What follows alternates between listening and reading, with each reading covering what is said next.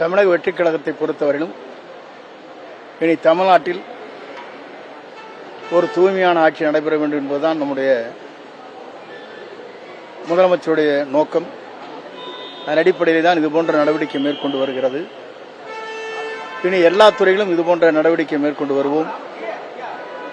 தவறுகள் எங்கே நடைபெற்றாலும் நீங்கள் சுட்டிக்காட்டுகிற போது அதற்கான உரிய நடவடிக்கை மேற்கொள்ளப்படும். அதில் எந்த தயக்கமும் இருக்காது. ஊழல் என்பதே இனி நடந்துவிடக்கூடாது என்பதிலே கண்காணித்து வருகிறோம், கவனம் செலுத்தி வருகிறோம்.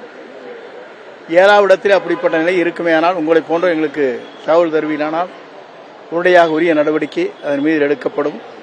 உண்மையாக இருந்தால்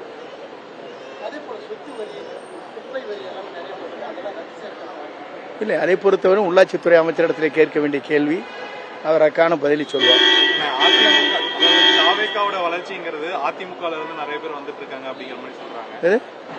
தாவேக்காவோட வளர்ச்சிங்கிறது அதிமுகல இருந்து நிறைய பேர் வந்து தாவேக்கா இல்ல, தாவேக்காவுடைய வளர்ச்சி என்பது இந்திய நாட்டின் வரலாற்றில், தமிழகத்தின் வரலாற்றில் ஒரு இயக்கம் தோன்றி 2 ஆண்டு காலத்தில் பணநாயகத்தை முறியடித்துவிட்டு ஜனநாயகத்தை உருவாக்குவதற்கு நம்முடைய வெற்றிக் கழகத்துடைய தலைவர், இன்றைய முதலமைச்சர், நாளை என்றைக்கும் முதலமைச்சராக இருக்க போகிற நம்முடைய தளபதி அவர்களுக்கு இன்று மக்கள் வாக்களித்திருப்பது இன்றல்ல அன்றைக்கே 36% வாக்களிக்கப்பட்டிருக்கிறது.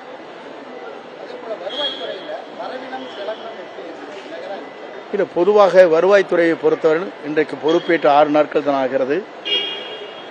நீங்கள் எனக்கு ஒரு மாத காலமாக அவகாசம் தரப்பட வேண்டும். அப்படி தருகிற போது சரியான புள்ளி விவரத்தை உங்களிடத்தில் எடுத்துச் சொல்ல முடியும். இப்போது அதற்கான புள்ளி விவரம் கையிலே இல்லை. அதேபோல வருவாய்த்துறையை பொறுத்தவரையிலும் எல்லோருக்கும் அறிவுரை வழங்கப்பட்டிருக்கிறது.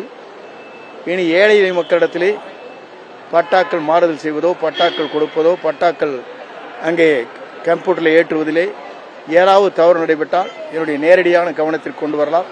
அதற்குரிய நடவடிக்கை மேற்கொள்ளப்படும். பிளே ஸ்டோர் மற்றும் ஆப் ஸ்டோரில் இருந்து பாலிமர் செயலியை QR கோடு மூலம் பதிவிறக்கம் செய்யுங்கள். செய்திகளை உடனுக்குடன் பெறுங்கள்.